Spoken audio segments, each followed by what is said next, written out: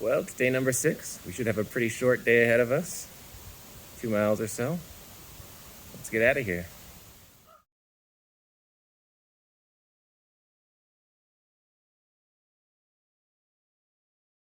The smoke that I was showing you yesterday has moved west, which I don't really understand because the prevailing air should generally be moving east. But somewhat ironically, it's even more clear to my west. That might be Baker in the distance. I'm not really qualified to say though, but it looks quite large and glaciated. So I think there's a decent chance it is. And down there is our first glimpse of Ross Lake.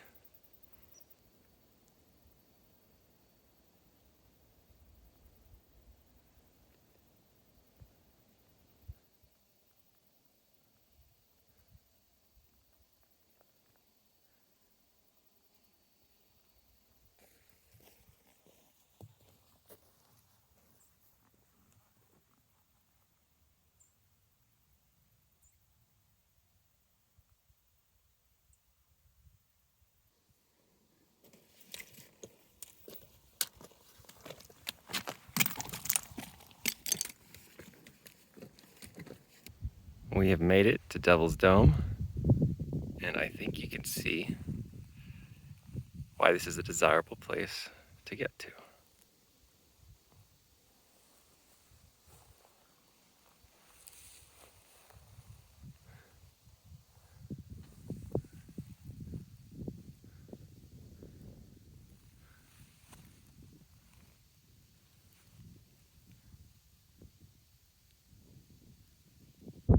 For some perspective once again, and you probably can't see this, but the far, far center peak is Slate Peak. I can see the radar station lookout up there, which again is right above Harts Pass.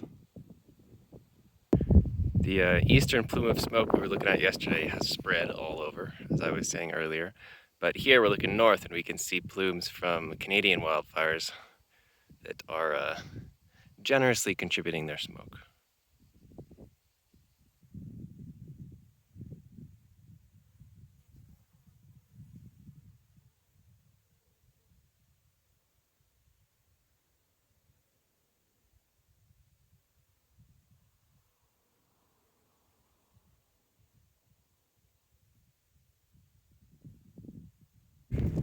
As wonderful as this spot is, it's fairly exposed and there are clouds moving in. I don't know what kind of weather they represent. It's probably fine. But particularly after the storm of 2 nights ago, I don't really want to be stuck up here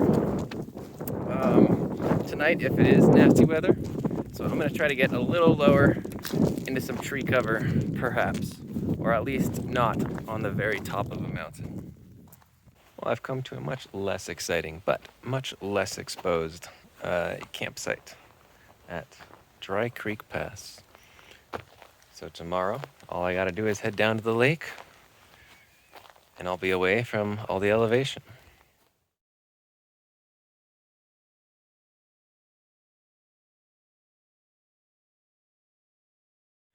Good morning. Welcome to day number 7 from inside the hammock once again. I'm quite glad that I moved down here from Devil's Dome yesterday because it's rained much of the night and it's continuing to rain today. So it's going to be a pretty gross, yucky day. It's the last full day though, which is very exciting. It's the last full day we have to be out here. Tonight will be the last night out here. And then tomorrow morning, hopefully Alyssa will come get me. But I'm just trying to see if I can wait out the rain. It's going to be super soggy no matter what because of all the underbrush. But I'm trying to see if the rain can peter out before I head down to the lake. The other real bum deal about this is that if it's all wet, I'm not gonna go swimming in the lake, which I had planned to do. A great opportunity to get clean and cool off, but there won't be any call to cool off because I'll probably be fairly cold, and it's awfully hard to dry off if it's raining. So no swimming for me, alas. The rain has stopped, and it's turning into a what's seeming to be a nice-ish day, albeit windy, although that does help me to dry off. But yeah, we're down at the lake at this point, and I think once we get to a campsite, we might be able to go for a swim.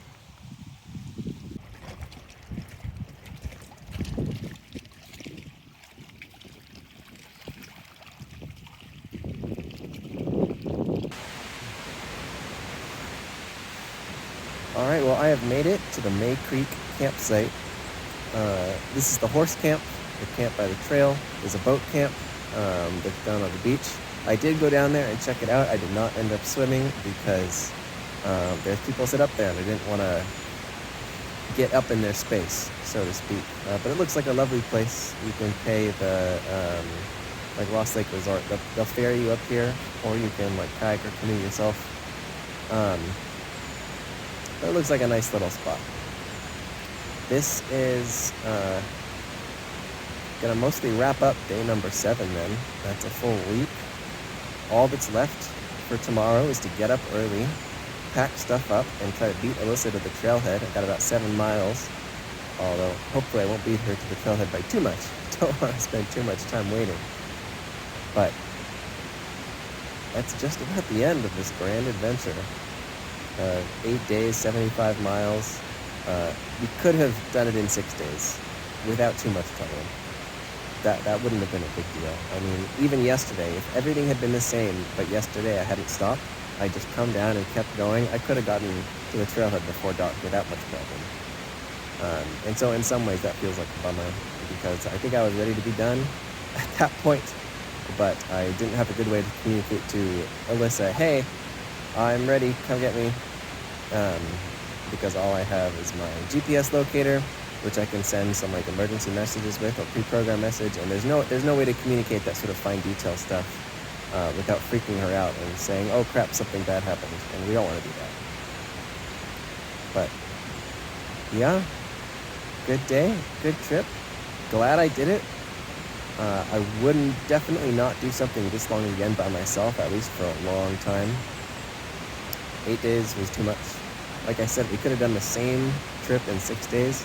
That would have pushed me a little bit, but it would have been fine, and I think I would have been a lot happier with that.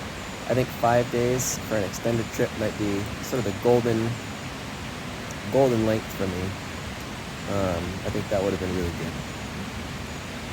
But yeah, if I see you tomorrow, I'll see you. There's not going to be a whole lot to film, just some lake walking in the morning. Bye.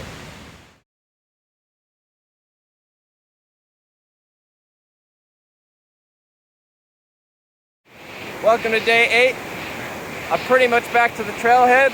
All I gotta do is cross this river that feeds into Ross Lake. Very pretty. Then head to the parking lot. Thanks for watching.